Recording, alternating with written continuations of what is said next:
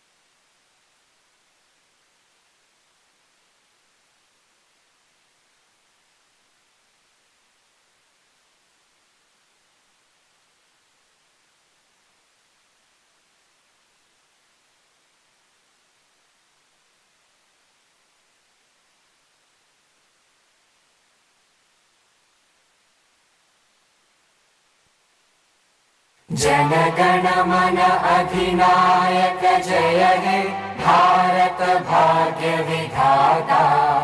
पंजाब सिंध गुजरात मराठा द्राविड उत्कल बंगा। विंध्य हिमाचल यमुना गंगा उज्जल जलधि तरंगा। तव शुभ नामे जागे तव शुभ आशीष मांगे। गाहे तव जय गाथा जन गण मंगलदायक जय हे भारत भाग्य विधाता। जय हे जय हे जय हे जय जय जय जय हे।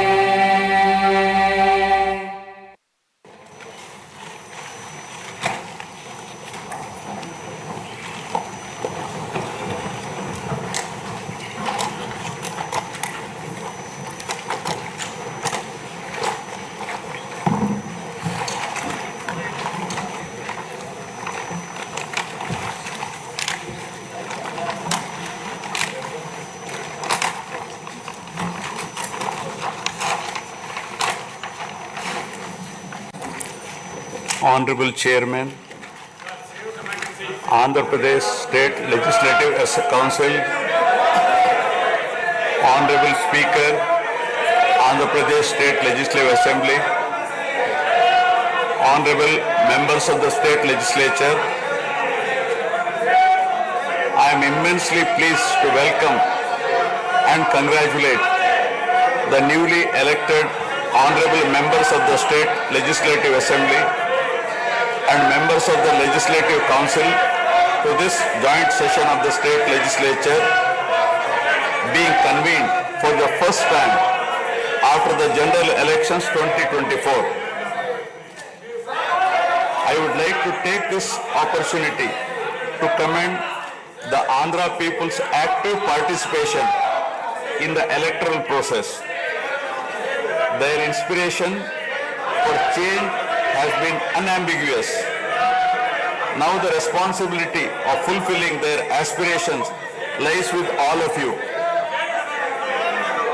Honorable members, you are aware that due to the supreme sacrifice of Amarajeevi Potti Sriramulu, Andhra Pradesh was formed as the first linguistic state on 1st October 1953 with Kurnool as capital. Thereafter, the state was recognized on 1st November 1956 and Telugu-speaking parts of Hyderabad state were made into the combined Andhra Pradesh with Hyderabad as capital. Accordingly, a lot of Telugu people moved to Hyderabad. Again, in June 2014, the people of Andhra Pradesh were forced to undergo another reorganization of their state, the most damaging experience of all. The united Andhra Pradesh was bifurcated unscientifically, undemocratically, and without adequate consultation with the stakeholders. This has left an indelible mark on the minds of the people of the residual state of Andhra Pradesh. The turbulence caused due to multiple state reorganizations and the resultant disruptions have deprived Andhra people of a sustained long period development and progress. Today we stand at a juncture where the people have to again take up the task of rebuilding their state. As time has progressed, it has become evident that the Andhra Pradesh Reorganization Act 2014 does not compensate enough the residual Andhra Pradesh for the loss of prosperity and development opportunities. The state bifurcation has imposed an unprecedented strain on the economy of the state. There are patent inconsistencies in distribution of assets and liabilities, with 58.32% of combined state population. The unscientific bifurcation caused the state to inherit only 46% of the resources. Financial loss on account of loss of Hyderabad city,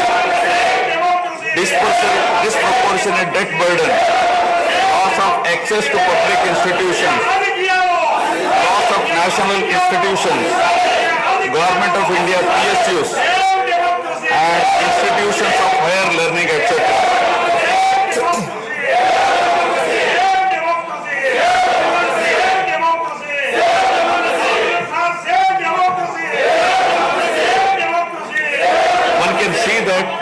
Scientific criteria for apportionment were not adopted, while the residual state inherited huge revenue deficit. Debt was shared on population basis, assets on location basis, power sharing on consumption basis, and worst of all, educational institutions with no basis. All these factors led to the structural change in economy with reduction of service sectors from 51% to 44%. The per capita income too fell from 1,06,176 for the combined state to rupees 93,121 for AP. Notwithstanding the adverse impact of the state bifurcation and undaunted by challenges such as budgetary constraints, infrastructural deficiencies and unresolved issues, the government converted every crisis into an opportunity during the period 2014 to 19. The government had laid a solid foundation for a vibrant sunrise Andhra Pradesh.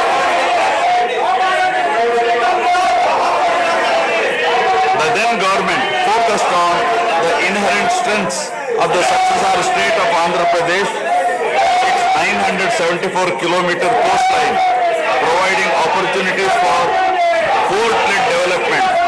and requisite environment for manufacturing activities. The fertile river plains supporting agriculture and allied activities. The passing of 3 industrial corridors through the state. The rich natural and human resources. A reflection on the state's performance during the 5-year period of 2014 to 19 gives a clear picture of the balancing act between development and welfare. Completion of prestigious Pattasima project by linking of rivers Godavari and Krishna in a record time of 1 year. Completion of 72% of Polavaram project so that it could be made fully operational by 2021. Prioritization of other irrigation projects, drought proofing measures, real-time governance, development of Amaravati region through land pooling, construction of new secretariat and legislature building are a few examples worthy of mention. All the milestones achieved during 2014 to 19 were possible because of the visionary leadership of Sri Nara Chandrababu Naidu, the Honorable Chief Minister of Andhra Pradesh. In this regime, the state attracted marquee FDIs like Kia Motors, emerging as #1 state continuously in ease of doing business rankings. Under his able leadership, the state attracted several investments in various sectors. The government initiated development of Kakinada SEZ port, Bhavanapadu and Ramayapatnam ports, expanded airports and increased the state road network. The development of infrastructure was balanced with welfare measures such as increase in old age pension, farm loan waiver, scholarships to students, construction of houses, etc. These development and welfare measures led to compound annual growth of 13.5% between 2014 to 19. While the state was set to take off on the path of high growth, the change of regime in 2019 again brought back the disturbing time for the nascent Andhra Pradesh.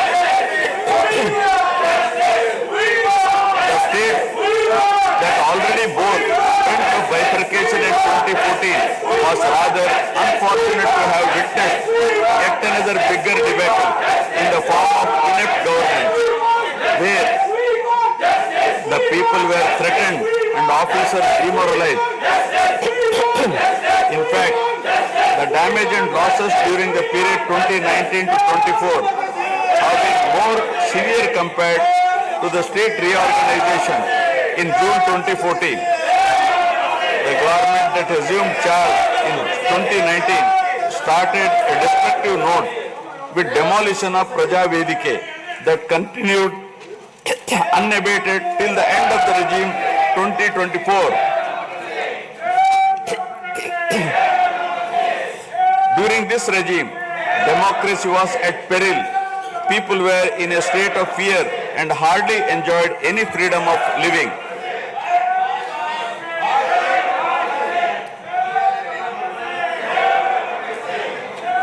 The regime revenge politics had severely hampered the state's prospects for prosperity and growth. Even the Honorable High Court of Andhra Pradesh had sought to convene a judicial inquiry into whether there is a constitutional breakdown in the state. The biggest damage was done to the brand AP. No noteworthy companies came forward to invest in the state. The corrupt practices at all levels, coupled with weaponization of instruments of governance across revenue earning departments for personal gains, sabotaging of checks and balances made several state institutions and private companies defunct and forced the existing enthusiastic investors and entrepreneurs to move out of Andhra Pradesh to other states. The uncertain environment which rocked the confidence of the people in general and investors in particular started showing impact on the state finances, leaving them in a mess. Fiscal prudence was abandoned. Expenditure was beyond means in spite of limited revenue growth, and debt and liabilities rose sharply. Financial management is manifested by diversion of funds, higher taxation despite high inflation, increase in power sector liabilities, neglect of capital expenditure, which eventually resulted in slowing down of the economy. The enormous gap in resources was sought to be met repeatedly by borrowings through corporations and forcing them to spend on government expenditure, and in the process weakening the corporations.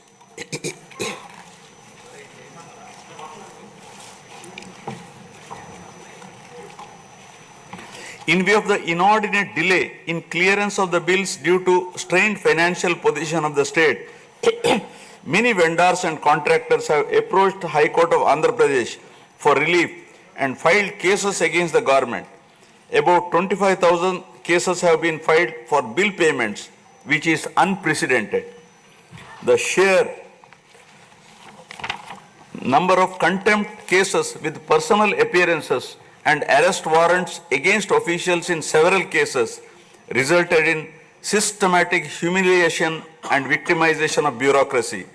This led to complete demoralization of administrative machinery. The capital expenditure reduced by 60% in 2019-24 compared to 2014-19. Departments such as water resources and transport, roads and buildings, which undertake substantial capital works, were left critically short of funds to carry out any works. The capital expenditure on water resources has reduced by 56%, and that on roads and buildings by an alarming 85% during this period.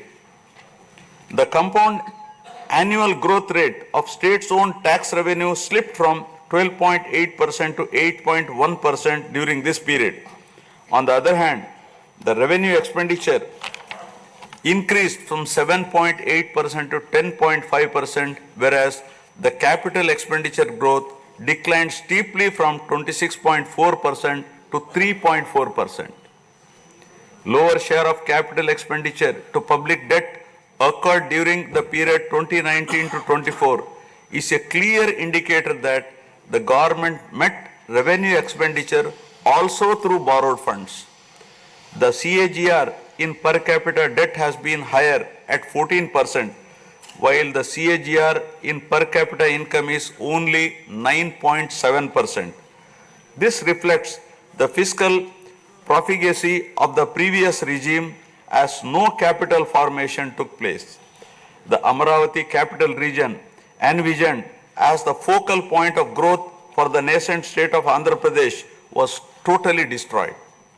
With an attempt to scrap the Amaravati dream, the government confused the people with its malicious three capital cities idea under the guise of decentralized governance. During the period 2019-24, no irrigation project, no industries, no infrastructure relating to roads, buildings, hospitals, drinking water was taken up.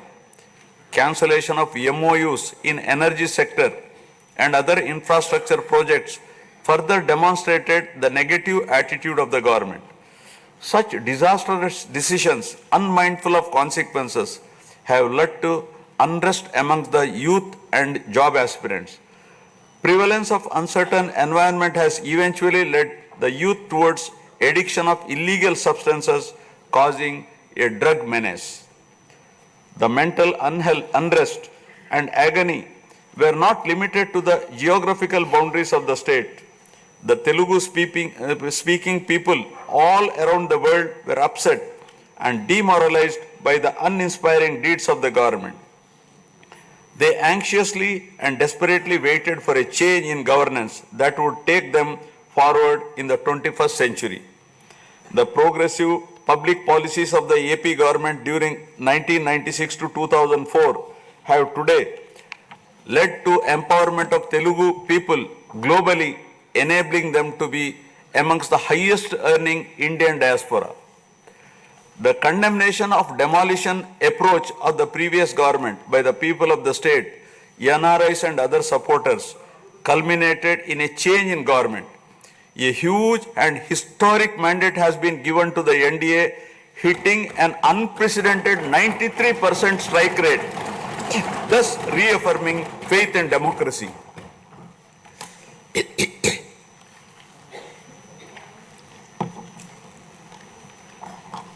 I sincerely congratulate the people of Andhra Pradesh for their wisdom in electing a government that discharges its duties with a futuristic view. Hordes of Andhra people had come from various regions to be part of this historic mandate in favor of future of Andhra Pradesh. The new government has a perfect blend of fresh and experienced honorable members in the assembly. I once again welcome all the members who will be instrumental in making right policies in the interest of good governance and in the spirit of cooperative federalism. Honorable members, at this juncture, I feel it is also important to recall the glorious past of Andhra Pradesh. Renowned as Annapurna, rice bowl of India, the state used to support other states in ensuring food security. As a leader of self-help group concept, Andhra Pradesh stood out as an example in developing entrepreneurship, knowledge economy, and cultivating thrift amongst poor women. Use of IT in all areas of welfare and development was the cornerstone of state's vision. The misrule of the previous government, which lacked transparency, have compelled this government to put the facts before the people about the disruption of systems and rampant corruption prevailing during the last 5-year term. Accordingly, my government has released a series of white papers highlighting numerous discrepancies in fund utilization, misappropriation, resulting in huge loss to the state exchequer and the natural resources base of the state. I would present some of the key takeaways of the white papers. Completion of Polavaram, the lifeline of Andhra Pradesh, is of the highest priority. The Polavaram project has been completely derailed.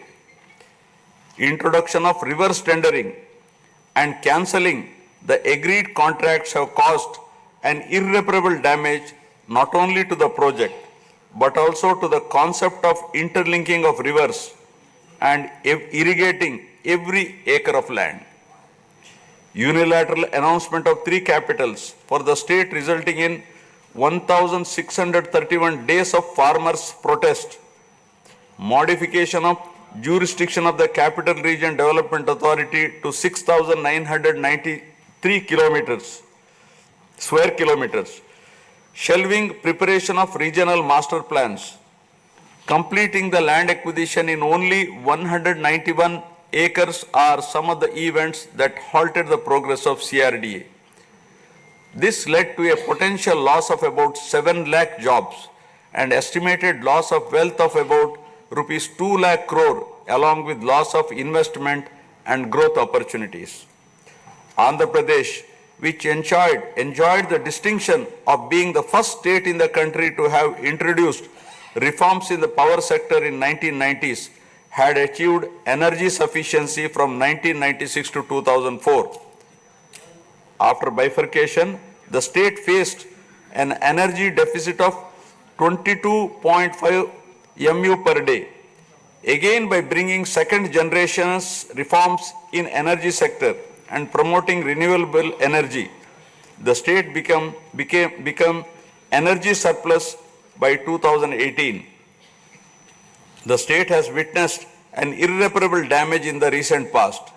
State energy sector has also suffered huge losses due to the tune of rupees 1,29,503 crores during the period 2019 to 24.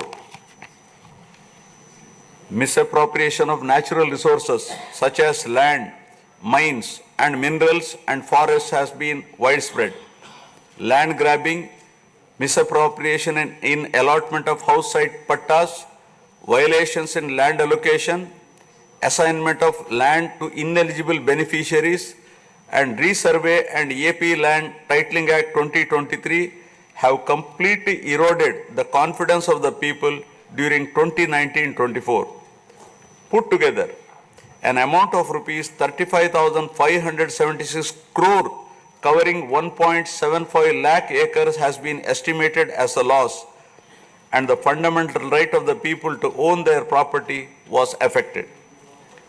Looting of sand and mineral wealth is another area that resulted in huge loss to the exchequer and involved corruption. My government has initially estimated that an amount of rupees 19,000 crore has been lost due to illegal activities in these areas. Due to the unfriendly sand policy, 20 lakh construction workers have become unemployed. Due to the inefficient, inappropriate policy making and laxity in enforcement during the periods 2019-24, a cumulative loss to the tune of 9,750 crore has been incurred in mineral revenue. Huge damage has been done to environment.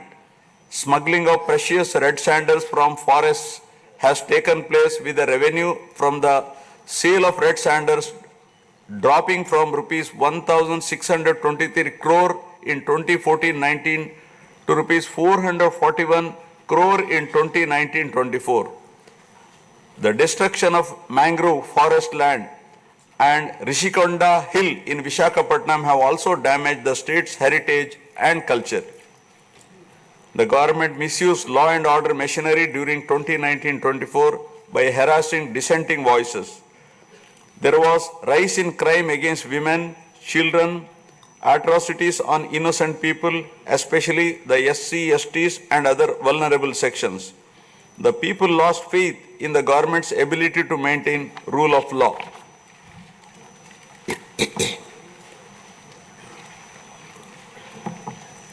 The previous government also made a mockery of the excise revenue streams of the state.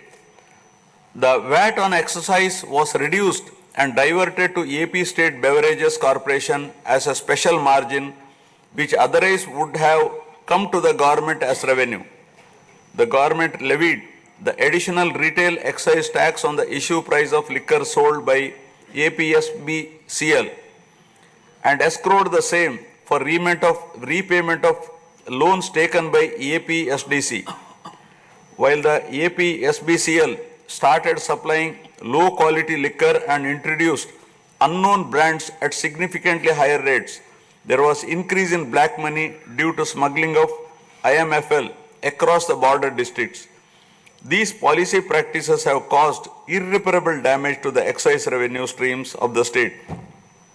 As a result, it has become difficult for the new government to meet even the essential committed expenditure with the reduced revenue of the state. The overall debt has more than doubled in last 5 years, with huge outstanding payments of salaries and pensions, debt repayment for the debt burden of about 10 lakh crore, payments for the power sector dues, civil supplies and other liabilities has become challenging. Putting the governance back on track is truly a Herculean task. My government has already started fulfilling the pre-poll promises and announced that steadfast commitment to Super 6 promises. My government has launched its trademark people-centric governance soon after assuming office, with a series of measures such as announcing a mega DSC for filling up 16,347 teacher vacancies, abolishing the Land Titling Act, enhancing social security pensions to rupees 4,000, organizing a skill census, and reopening the Anna canteens to provide food for the poor at a very nominal rate of rupees 5, and supply of free sand. My government will initiate other important measures also. I am sure my government, under the able and proven leadership of Shri N. Chandrababu Naidu Garu, the Honorable Chief Minister of Andhra Pradesh, and Shri Pawan Kalyan Garu, Honorable Deputy Chief Minister, with complete support of Shri Narendra Modi Garu, Honorable Prime Minister of India, will make all-out efforts in fulfilling the aspirations of the people for developing the state. Initiating the process, the Honorable Chief Minister visited New Delhi to meet the Honorable Prime Minister and other union ministers concerned and apprise them of the grim financial situation. During the visit, special requests have also been made for hand-holding by the centre and extending liberal support to the state. I appeal to the people of the state to understand the current alarming financial situation and cooperate with the government in rebuilding the state. The massive destruction which resulted in huge loss of natural resource base and human value system really makes the reconstruction process difficult and time-taking one. To assess the complete loss, plan for resource mobilization and development is a cumbersome task. It requires collective thinking, extensive discussions with intelligentsia and academicians to explore ways to overcome the current crisis. It also involves finding ways to restart the entire development ecosystem through short, medium and long-term plans in the light of the new development paradigm of Viksit Bharat at 2047. The extent of real damage done to Andhra Pradesh in the last 5 years had not come in public discourse thus far. The misgovernance from 2019 to 24 created a trust deficit with regulatory authorities and damaged the brand of AP amongst investors. The people now given a strong mandate to the NDA to rebuild the brand AP and regain the trust. Honorable members, usually winning elections and assuming responsibility is a happy event. But now we are meeting in different and difficult circumstances. Perhaps for the first time in the country, the members are not in a position to rejoice and have the means to meet people's aspirations immediately. Keeping this in view, my government is proposing to go for budget after meaningful deliberations. With several issues relating to state bifurcation remaining unresolved, my government has taken initiative and visited New Delhi to meet the concerned in union government, including Honorable Prime Minister and also Telangana government with an intent to quickly find amicable solutions. The resolve shown by the 5 crore people of the state to reinstate democracy and elect people-friendly government with an unprecedented mandate is required to be appreciated yet again at this hour of crisis to help the state to rediscover its past glory. I would like to conclude my speech with the inspiring words of Swami Vivekananda. I quote, "We are responsible for what we are, and whatever we wish ourselves to be, we have the power to make ourselves. If what we are now has been the result of our own past actions, it certainly follows that whatever we wish to be in future can be produced by our present actions. So we have to know how to act." Jai Hind.